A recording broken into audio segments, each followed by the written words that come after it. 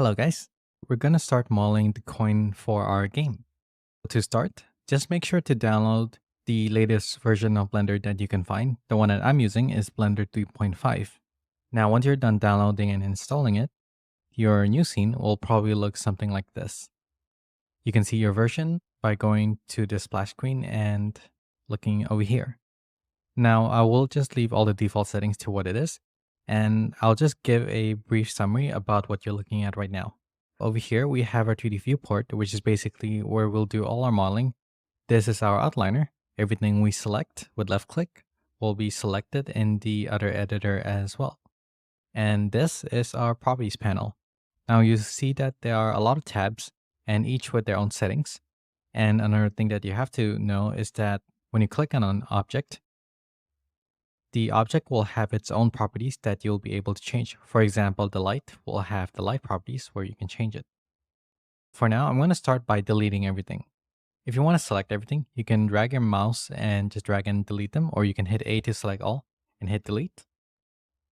For basic navigation, if you want to orbit around the scene, you would have to hit the middle mouse button. If you want to pan around the scene, you would hit shift and middle mouse. If you want to zoom in, then scroll your mouse wheel in and out. And now we're going to start with modeling the coin. By default, we had the Blender cube, but if we're going to make a coin, then we have to start with a primitive that fits that shape a lot better. For example, if you go into add, mesh and cylinder, we can add in a cylinder. Over here, you'll see a pop-up box and you can change the size, depth, and radius as much as you want. But the one that we're really looking at is how many vertices does our cylinder have. 32 is more than good enough, but depending on where your mesh is in a game, for example, if it's something that you can see only from really far away, you can definitely have less poly count. I will keep it at 32 just so it looks nicer. Now we can start moving our cylinder around. So select it with left click and we're going to start by rotating our object. So if you hit R to rotate, you can rotate it, but you also have to snap to an axis. So if I were to hit R and Y, you can rotate on a Y. If you wanted to rotate to other directions, you can hit R and X or R and Z. Right click will undo whatever you just did, and left click will apply it. You can also use the gizmos over here. For example, this one will just let you rotate like this, and if you hold control, you can snap in increments as well. So let's try rotating it. Let me put my select back to this. Now let's select this and hit R, Y, and this time we'll type in 90 to rotate it exactly by 90 and hit enter to confirm it. Now that it is confirmed, we also need to make sure that our width is a lot lesser than this. The shortcut to rotate is R, but the shortcut to scale is S. If you use G, then you can also move as well.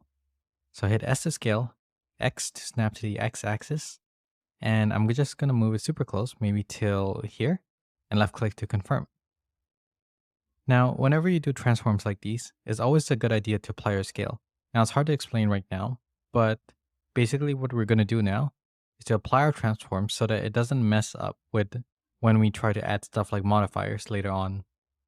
So now with this selected, hit Ctrl A and apply all transforms. Make sure that it is applied. And now we can go into edit mode on this object. So there's only so much we can do when we're just moving and scaling things around. I want to do some more detailed edits like putting a hole in the middle of the cylinder. So let us try selecting this and going into edit mode, or the shortcut would be the tab key. And once we are in edit mode, I want to select this face. You'll see over here, we have our vertex, edge, and face select. Depending on what you need, you can cycle through them with the number 1, 2, and 3. I'll select the number 3 because I want to select the face. So I'll select it with left click. And I also want to select the other face. Now, if you want to select more than one at a time, you have to hold shift while left clicking on them. And you can hit I to inset if you want to make the hole. So you'll see over here, there are a lot of tools. And the one I want to use now is the inset. But I'll try my best to explain the important ones as we go. Now I want to make a hole. So while these faces are selected, I'll hit I to inset. And then over here, just left click to confirm. Now, I also want to move these inwards. So I'll hit I to inset.